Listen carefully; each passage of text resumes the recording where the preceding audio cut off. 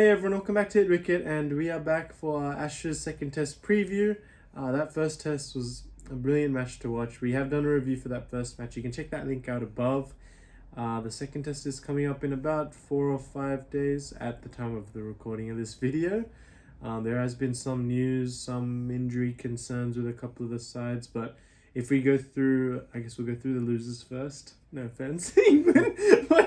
Okay, so looking at our England side, obviously the forefront is that Moeen Ali is most likely. They're trying to make it seem like he'll be okay, but I honestly don't think so. The way, like, he's bowling a lot of full tosses and stuff. I know he bowls loose sometimes anyway, but he was bowling quite a few, like, ones that looked like just gone from his hand. And I saw they were saying something about, like, all 7 layers of his skin are, like, off. That's, like, really bad for a spinner, especially on your spinning finger. Like, I've had issues, like, I used to bowl a bit more, but I don't bowl as much. But when I did, I used to have, like, a couple of blisters and, like, cuts. And even, like, little cuts and stuff can piss you off. If these all 7 layers are gone, I don't even know how he bowled, to be honest.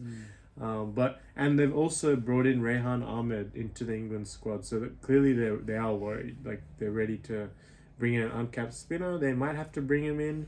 I was going to ask you, actually, if you were Ben Stokes and Brendan McCullum, would you bring in Rehan Ahmed for Moeen Ali, like a direct swap, or would you field 4 quicks and back Joe Root to be the main spinner? What would be your go-to? I think it depends on the conditions that come at Lords. You know, Lords might have a little bit more in the wicket, possibly, than the game that we just had. Yeah. So really, yeah, it's very tough because the problem I'm seeing is that if you go with Rehan Ahmed and you already have an aging bowling attack with Anderson and Broad, you probably don't need bowling long spells. Yeah. You know, and I actually noticed Brad Haddon actually mentioned this on a podcast as well, that Leach being injured was actually quite huge, which isn't really being talked about much because he was able to hold from one end, which allowed the quicks to rotate from the other side. And when you got aging bowlers like Anderson Broad, they don't want to be bowling 8-9 over spells. They want to be bowling short, sharp spells and get rotated off. Problem is, now if you bring someone like Rehan Ahmed in, like I'm sure he's a pretty good spinner. Whether he's ready for Test cricket or not, I'm not too sure. But I have heard good things about him. I've seen a little bit of him bowl. But being a leg spinner, usually you would leak more runs. So that's gonna be kind of tricky because then you're gonna be in a position, and Australia definitely gonna attack him. 100%, they're gonna go after him. So that could mean that you end up not having a spinner able to hold one end, and that becomes an issue for England. Because you already got Stokes, who's probably can't bowl more than maybe 5 overs. That's all he did this game, in the innings, I would say, max. Then you have Anderson, who is a very good bowler, obviously. His longevity is insane, but he's not gonna want to be bowling 8-9 over spells. Then you also have Broad, which is very similar too. Again, probably doesn't want to be going 8-9 over spells. And Ollie Robinson, I'm not too sure if they're going to stick with him or not. But his pace has dropped down dramatically if he bowls like longer spells. Even, you could go with someone like Mark Wood, who will run high all day and bowl like pretty high average speeds, quite high. But then you're putting a lot of pressure on that man to sort of bridge the gap between keeping the short sharp spells especially if you're getting leaking runs from the other side. So it's a very tough call, but honestly I think Lords got a bit more on the wicket. Probably would just go with 4 quicks, to be honest, and Jarrett is good enough to hold one end. And I read a stat apparently saying that out of all the overs bowled in county cricket, something like only 10% have been bowled by spinners or something like that this county season. I heard one of the commentators mentioning something like that. So it goes to show these spinning stocks are actually quite low. I'm not sure if any of the other batters can bowl spin. I don't think so, from what I can think. I mean, Ollie Robertson bowls spin as well. Okay. The speed that with the speed that he's bowling.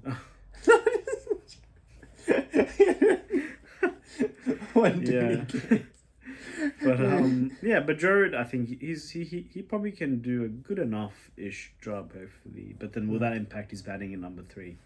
Not too sure. Do you want your number 3 bowling 20, 40 overs in a game? Maybe not. Yeah. So yeah, that's the other thing.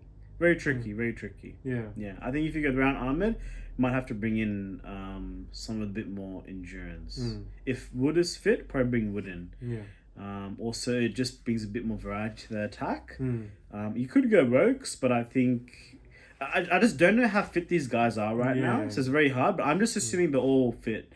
So if that's the case, I'll bring Wood in. He keeps his average speed pretty like up there, and he will run hard all day. Yeah. So then you can bring Wood in, who's been pretty good bowler for England. He doesn't really leak that many runs, even though he is pretty quick. Yeah. And then you can probably afford to play Rehan Ahmed as well. Yeah. Yeah, I mean, I personally would actually go a completely out of the box thing. So obviously the batsmen would stay the same, but for bowlers, I would actually go Broad. I think was excellent this game. He's probably their best bowler. He's staying there. Markwood has to come in for me. I love the way he puts in effort and just bowls like can bowl 150 in a test match. Right? You just put that in the team because that's great effort. Like the amount of gas he bowls. I would bring Works in as well. Because his record at Lords, I believe he averages something like 15 or 10. It's like ridiculous, his stats. It's like better than Anderson's stats at Lords. And he's got 100 there too. He's got a good record with bat and ball. He can strengthen up that lower order sort of like for Moeen Ali, but a seamer. So he can actually bat at number 8 too. Then we'd have as our 11, I think I'll have to go with... yeah, I'll probably go with Anderson, I think. Or it's a switch between Anderson and Robinson because also you have to think 5 tests. Do you want Anderson and Broad both playing back-to-back? Broad has to play this one because he was brilliant in the first one. So actually, I might rest Anderson for this one and keep Robinson. But you still have you have Works who can bowl a lot. You have Wood who can bowl a lot. Broad did bowl a lot this game. So if Robinson's bowling shit, then the other 3 can bowl. So that's actually the lineup that I'd go with. But... yeah, I guess that's our 2 lineups for now. We can move on to the ones who won the game, which is Australia. I see there's only one possible change, and that's Stark for Boland. Look, would you not? I think you have to really take into consideration Lords, the slope. What bowlers have we seen succeed on those slopes? Glenn McGrath, very Boland-like type bowler. Those like bowlers who just Vernon Philander. Those bowlers who just bowl that angle that they get that like up and down the slope, all those type of not 150k bowlers, not 110k bowlers, but like the really accurate bowlers always dominate at Lords because they just move it around a bit, it goes down the slope, just move it up a bit, it goes up the slope, and Boland is that type. So I personally would stick with the exact same side. I wouldn't change it. I think Boland can do really well at Lords, even though I know he was slugged a bit in the last game. I feel Boland will do well this game. What do you reckon? I think same. I'll probably stick with Boland. I think it's a good learning experience for him last game. Yeah. So now that we've gone through the teams, I want to actually discuss with you a bit because I know how pissed off you are watching this live. I know you and Ricky Punny were like merging together, like saying, "What the fuck are the Australians doing?" But with Australia's questionable field placements.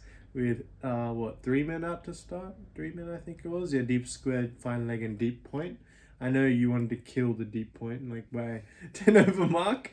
But what do you think about Australia's field place? Like, not what you thought in that test, but do you think they'll do it again? That's what the real question I'm asking is. If it worked, I think I might do it again, which I hope they don't. But yeah, that's probably what they'll do again. The big thing for me is you got to get that point up, and the reason why I say that is because most of the top bowlers for any country, it doesn't matter whether Australia or whatever, they're trying to nick you off, and their best ball is going to be that off stump, fourth stump sort of line. Yeah. Now, if you can just hit the ball on the top of the head towards point and get a single, that just makes your life so much easier because you don't have to sit there trying to wait for the half volley and drive that for 4. You can just be like, okay, this is alright, he's bowling good, no worries, I'll just tap it for 1, rotate the strike, and my mate will do the same. I think that's a big thing that was I was definitely up for. Look, I think having square leg backhand style, I think that was okay. Like, if you get straighter, they're gonna punish you. That's okay. You have some defense out there. That's fine. But I think you still gotta have your ring like tight. Either you have, like, especially offside ring has to be tight, and if you want to have a sweeper, you take it from the leg side and force your bowlers to bowl off stump. Yeah.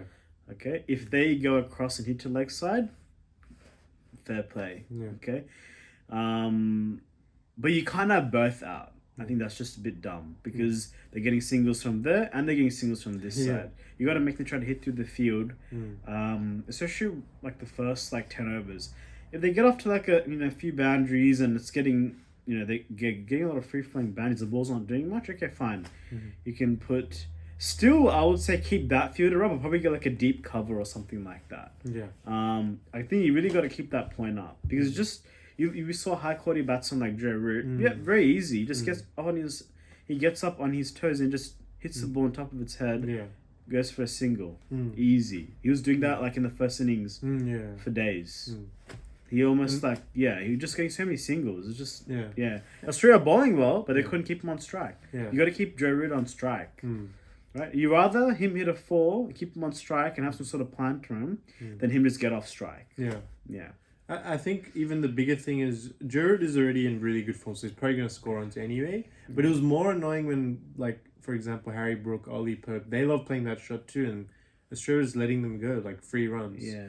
I mean, Harry Brook is mostly bad on flat decks at the moment, so you should, like, try and put pressure on them. They're both quite newish to Test cricket, you can say. They haven't versed Australia too much. They versed them obviously in the last dash. Well, not Brook, but Pope. Yeah. But it's too free of singles. Jared will find a way anyway, most likely. But probably for the other batsmen, that's where I think especially really to start, you got to have them up. You got to Yeah. have them up when they start. I think that's Like if you have the deep square back, I'm more okay with that because bowlers.